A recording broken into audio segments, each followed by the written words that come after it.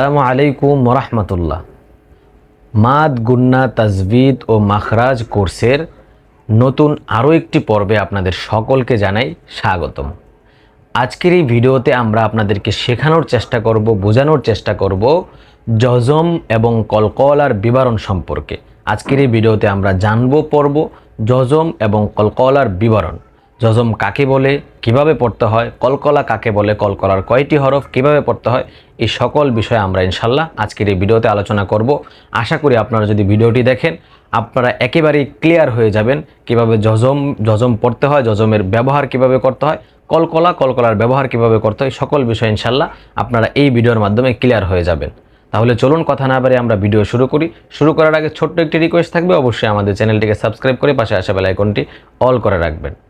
তাহলে চলুন ভিডিওতে চলে যাই। জজম কাকে বলে এবং কলকলা কাকে বলে, কলকলার উচ্চারণ কিভাবে করতে হয়, জজমের উচ্চারণ কিভাবে করতে হয়, বিস্তারিত আলোচনা এবং বিস্তারিতভাবে আমরা শিখব ইনশাআল্লাহ। তাহলে চলুন কথা না বাড়িয়ে আমাদের মূল ভিডিও শুরু করি। ভিডিও শুরু করার আগে বরাবরের মতো ছোট্ট একটি রিকোয়েস্ট থাকবে, অবশ্যই ভিডিওতে লাইক করে দিবেন, চ্যানেলটিকে সাবস্ক্রাইব করে পাশে আসা বেল আইকনটি অল করে রাখবেন এবং আপনারা কে কোথা থেকে আমাদের এই ভিডিওগুলো প্রতিনিয়ত দেখতেছেন অবশ্যই কমেন্ট করে জানাবেন। তাহলে চলুন আমরা ভিডিও শুরু করি।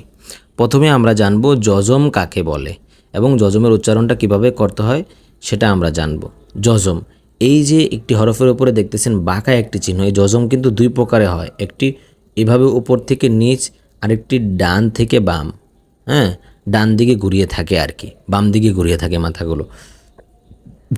দুইটাই সহি, দুইভাবেই মূলত পড়া যায়। তো সহি যে আমাদের যেই হাফিজি কোরআন শরীফগুলো রয়েছে সেগুলোতে কিন্তু আপনারা এভাবে পাবেন এবং এটাই মূলত এখন প্রচলিত হচ্ছে।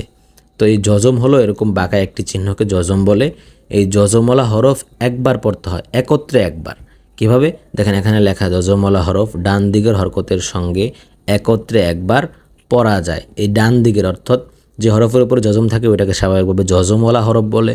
যেমনভাবে আমরা কারো মাথার উপরে টুপি থাকলে আমরা টুপিওয়ালা বলি, মাথায় যদি কেউ আম বিক্রি করে তাকে আমরা আমওয়ালা বলি, ঠিক এরকমভাবে যে হরফের উপরে জজম থাকবে সেটা জজমওয়ালা হরফ হয়ে যাবে।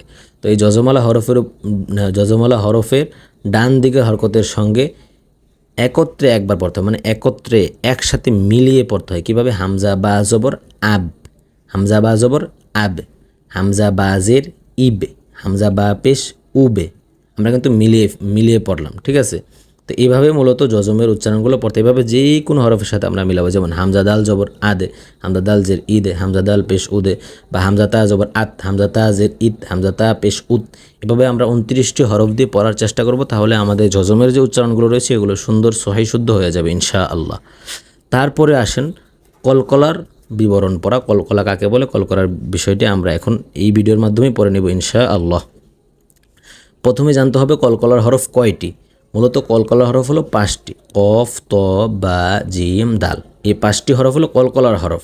সহজ, আমরা উপরে জজমের বিবরণটা পড়েছি, অর্থাৎ এই কলকলা হরফ 5টি। এই 5টি হরফের উপরে যদি জজম থাকে তাহলে দেখেন এই 5 হরফে জজম হলে কলকলা করিয়া পড়িতে হয়, বাকি 23 হরফ কলকলা হয় না। এই 5টি হরফে মূলত কলকলা হয়। এই কলকলা করা কীভাবে করবো আমরা? এই জজমের মতোই, যখনই এই ডান দিকের হরকত চলে আসবে এবং ডান দিকের হরকতের পরে যদি হরফগুলো এই 5টি হরফ হয় তাহলে কিন্তু এই হরফগুলোতে কলকলা করতে হবে। কলকলাটা কীভাবে করতে হয়?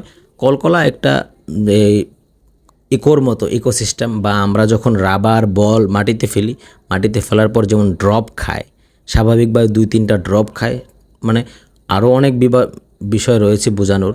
তো স্বাভাবিকভাবে ড্রপ খাবে আমাদের উচ্চারণগুলো। কিভাবে? যেমন আমরা স্বাভাবিকভাবে যদি পড়ি হামজা কফ জবর আক, হামজা ত জবর আত, কিন্তু এটা আমরা আত বলবো না, আ ক, আ ত, আবে, আজে, এভাবে ড্রপ দিয়ে বলবো, ঠিক আছে? তাহলে কলকলা হরফ 5টি, কফ, ত, বা, জিম, দাল। এই 5 হরফে জজম হইলে কলকলা করিয়া পড়িতে হয়, বাকি 23 হরফ কলকলা হয় না। যেমন হামজা কফ জবর আক, হামজা ত জবর আত, হামজা বা জবর আবে, হামজা জিম জবর আজে, হামজা দাল জবর আদে। এভাবে যদি শুরুতে আমরা অন্য কোনো হরফ নিয়ে আসি সেম এভাবেই পড়ব। বা কফ জবর বা ক, বা ত জবর বা তো, বা হা বা জবর হাবে, হা জিম জবর হাজে, হা দাল জবর হাদে। এভাবে আমরা যে কোনো হরফ যদি আসে, হরফের উপরে যদি হরকত হয় এবং বামে যদি কলকলা হরফ আসে এবং উপরে জজম থাকে তাহলে কিন্তু আমাদের কলকলা করে অর্থাৎ ড্রপ দিয়ে মানে সমুচ্চারিত উচ্চারণগুলো ডবল করে আমরা পড়বো ইনশাআল্লাহ। তাহলে আমাদের পড়াটা সুন্দর সহিশুদ্ধ হয়ে যাবে ইনশাআল্লাহ। আশা করি আপনারা বুঝতে পেরেছেন। এই ছিল আমাদের আজকের ভিডিওটি ভালো লাগলে অবশ্যই লাইক, কমেন্ট এবং অবশ্যই সাবস্ক্রাইব করে পাশে আসা বেল আইকনটি অল করে রাখবেন। সকলে ভালো থাকুন, সুস্থ থাকুন। আসসালামু আলাইকুম ওয়া রাহমাতুল্লাহ।